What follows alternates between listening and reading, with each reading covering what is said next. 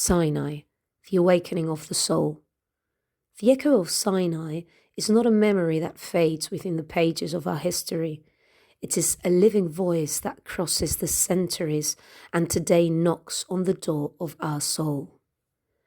At the foot of the mountain, we were not spectators of a distant event, but protagonists of a profound transformation that changed our very being forever. The sages teach us that in that moment, every Jewish soul was there, standing between fire and cloud.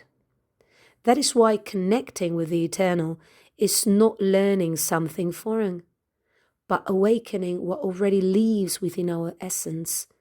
It is an exercise of sacred memory. The commentators, led by the Sfat Emet, reveal that when God uttered the first word, Anochi, I am, that sound became embedded in the very substance of creation. Anochi is an acronym for Ana Nafshi Ketavit Yeavit. I myself wrote my soul and gave it to you. God did not give us a cold code. He poured himself into every letter so that by living the Torah, we would give form to his presence in this world. This truth does not dwell in the heavens. It pulses within you in your ethical struggles and in the silence of your solitude, waiting to be redeemed through your action. At the encounter, the impossible happened. The people saw the sounds. It was a collapse of the senses in which faith became absolute vision, dissolving every trace of doubt under the weight of divine reality. That is why love of God is not a fleeting emotion, but the courage to keep yesterday's truth alive in today's responsibility. We are the nervous system of divinity. If we do not act with integrity, a part of the world's light remains unlit. This is our mark of identity, engraved in our spiritual DNA. A people that always rises from the ashes in search of the essence of its creator, of the one who called us in that moment and calls us in this one. We will not allow that fire to be extinguished by our own hand, nor will any people who rise against us succeed in dimming our light. For the one is with us. His presence is our wall and our strength.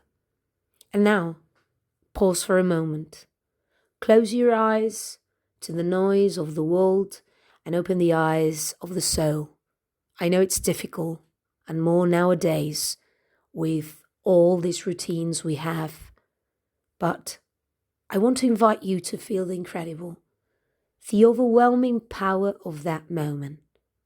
Imagine the thunder that did not only strike your ears, but made every cell of your being vibrate. Feel the heat of that fire that did not burn the skin, but consume all doubts. The Eternal has always been with us, with you. He was present in the history of our people. He is present in each of your steps, in your weaknesses, and in your strengths. And he will always be there, carrying you on his eagle's wings, caring for you like a fledgling returning to the nest, guiding you from that ancient fire toward your highest destiny. The most striking truth of all, the one that should transform your reality this very second, is that you were there. Even if your intellect cannot process it, even if your everyday self is clouded by the worries of the week, your purest essence recognizes the sound of that voice. Your soul is not learning something new today. It is remembering the moment it merged with the infinite. That is why the Eternal asks you to stop being a mere spectator of your own history. Do not seek external proof when the greatest proof is that today, thousands of years later, your heart still stirs when it hears the words of the Torah. That stirring is your soul crying out, I was there. Shabbat Shalom u'mevorach.